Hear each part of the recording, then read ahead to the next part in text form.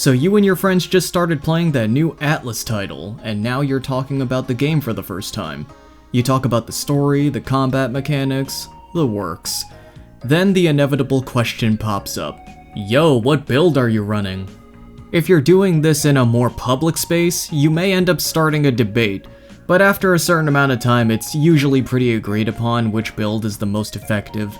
In a lot of Persona and SMT, the game will very heavily favor either strength or magic over the other.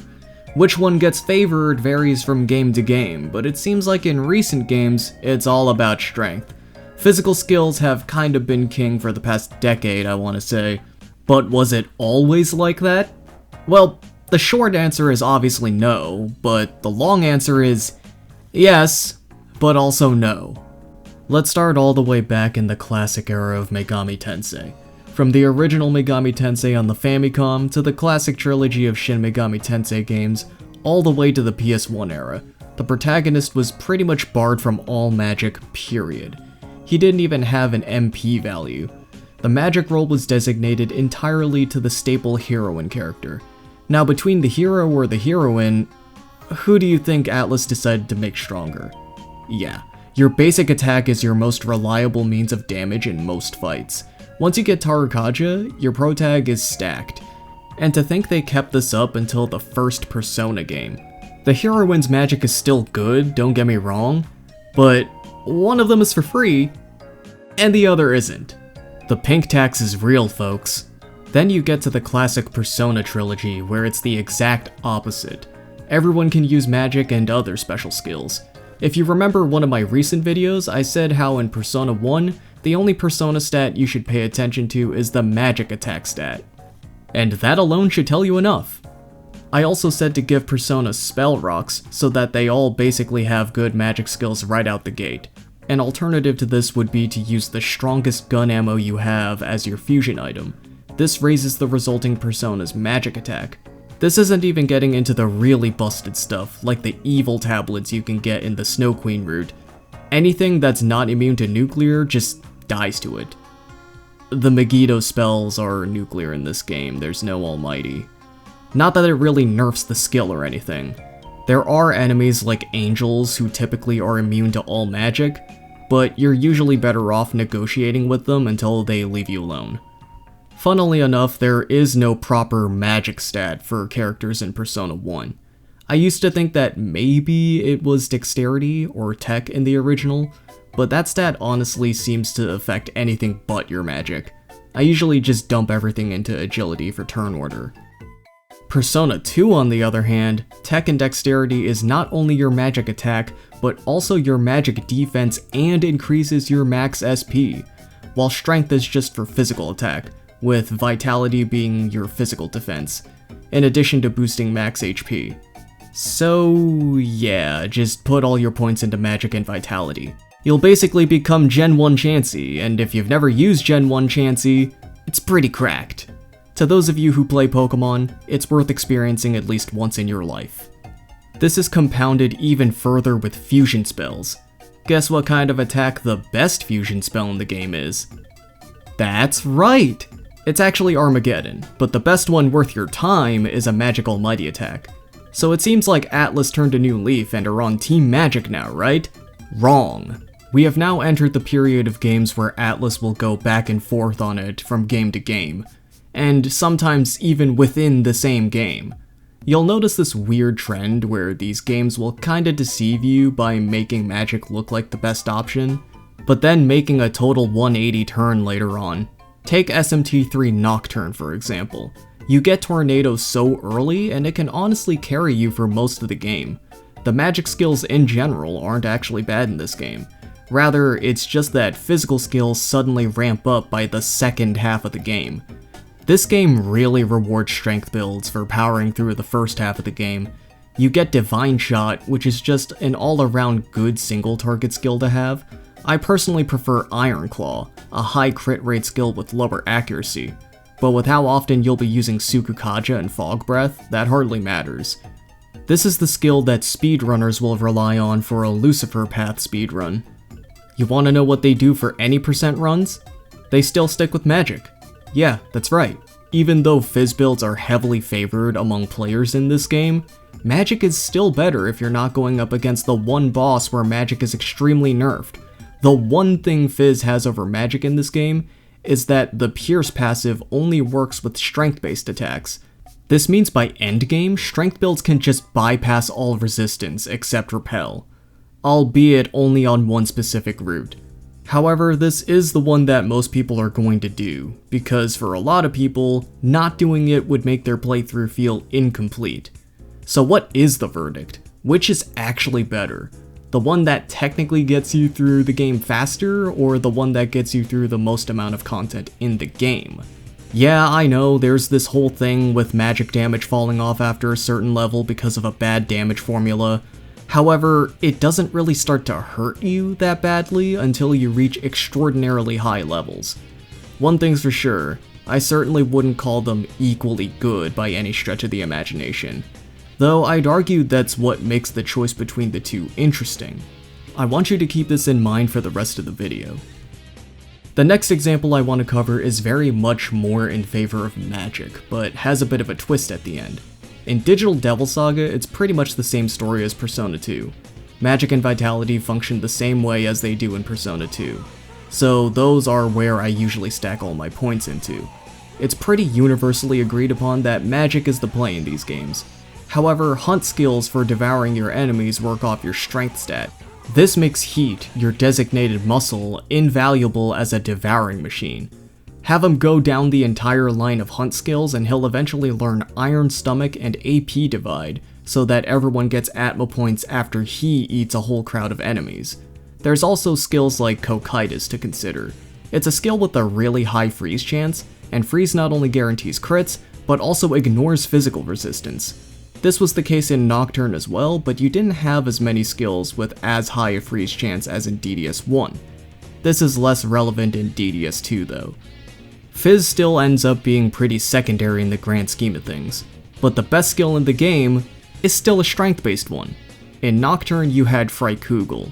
In the DDS duology you have Ragnarok, strength-based almighty attack that deals fat damage to all enemies and lowers their defense, allowing you to gradually increase your damage each time you use it.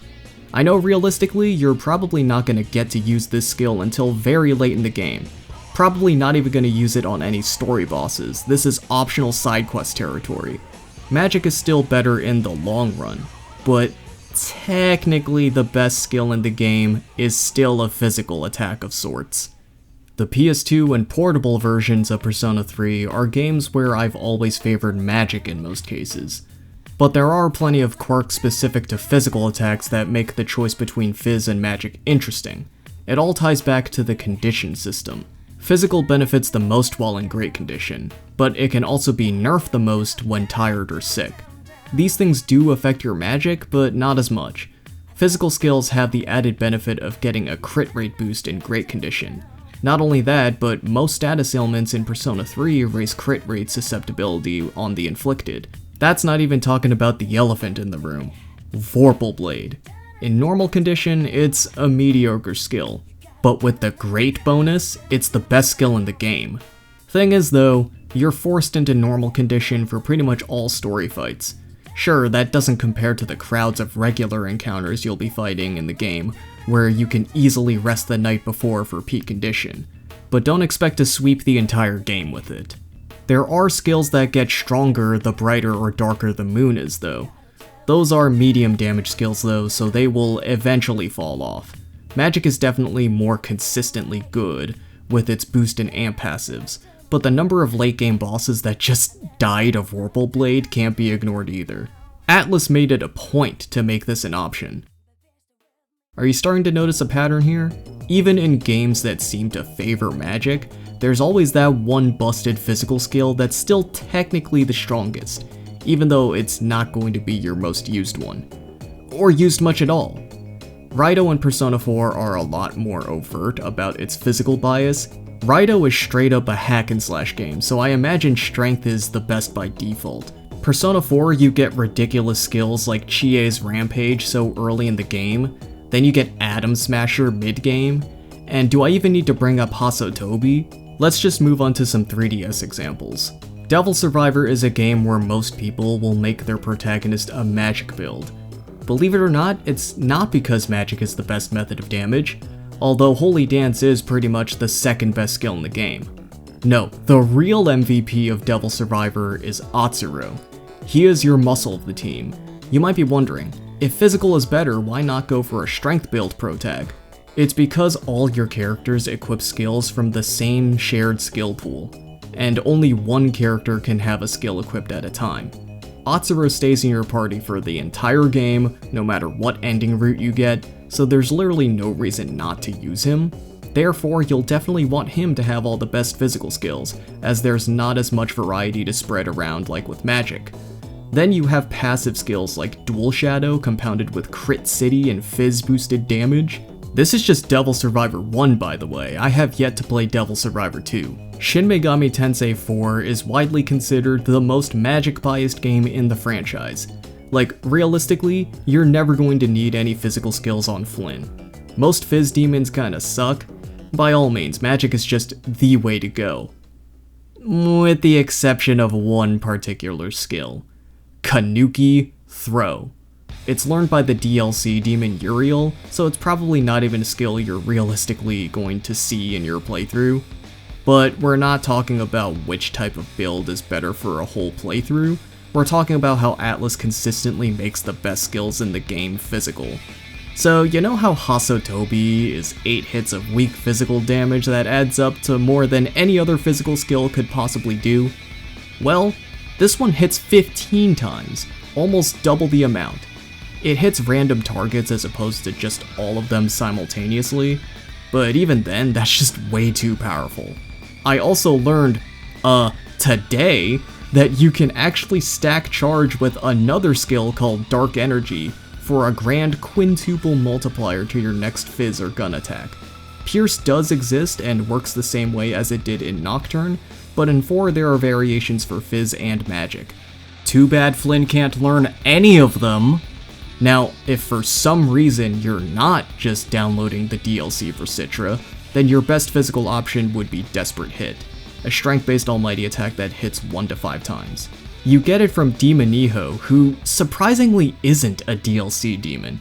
Desperate Hit also exists in Apocalypse, unlike Kanuki Throw. I know there are probably more examples I could get into, but for the sake of not dragging out this video, let's move on to the modern era of Megaten games. In Soul Hackers 2, most of your damage isn't even gonna come from your regular attacks, it's primarily going to come from your demon stack damage, so the choice ends up being pretty irrelevant. I'm pretty sure all enemies and bosses have some form of weakness, so there's not much point gambling on crits. I mean, I guess it's balanced, but in the most boring way possible. Oops, never mind. DLC shenanigans ensue once again.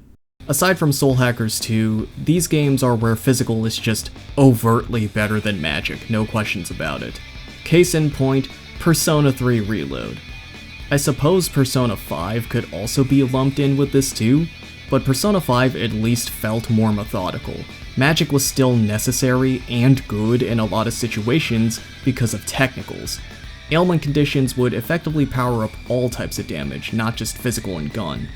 Physical is still king because of endgame power creep, but you also get a good amount of mileage through magic. In Persona 3 Reload, ailments basically only help physical attackers. You have Shock and Freeze, which just make crits happen for physical attackers. You have Mitsuru's Ailment Burst, which increases crit susceptibility for enemies with ailments on them. Again, this is only to the benefit of physical attackers. You have several powerful physical theurgy attacks that just ignore all resistances. Not only did they add Phys boost and amp passives, but they also added those for crits too. Crit rates and crit damage. You also have a skill called Bloody Charge, which kinda works like Charge, where it more than doubles your next attack, but it also raises your crit rate. It's Charge and Rebellion in one. I'm pretty sure you can make your crit rate 100% if you stack enough shit together. In SMT 5, pretty much all the best offensive skills for the Nahobino are strength-based ones. Sure, you can make a magic build work in this game. There are plenty of Nahobino exclusive magic skills that just outclass whatever your demons have. But at the end of the day, if it ain't broke, don't fix it. Strength builds just work in almost every situation, especially because of strength-based almighty skills like Sakanagi, which you can get as early as mid-game. Just having the ability to crit anything at all times easily beats out the need to pinpoint and find weaknesses. If anything, that just kinda limits your choices in battle. You can get easy crits out the ass if you stack crit boosting passives, or just use critical aura which guarantees that shit. If you want to get real crazy, you can use Impaler's Animus with Figment Slash for a guaranteed crit that also pierces at the cost of some accuracy. I didn't even use Paraselene Blur in my playthrough, but I've certainly witnessed its power. It does take a lot of work to set up, but you can dodge enemy attacks and kill their turns all the while. But if you don't like the idea of running into the occasional enemy immune to light, or using Impalers, you always have Old Reliable.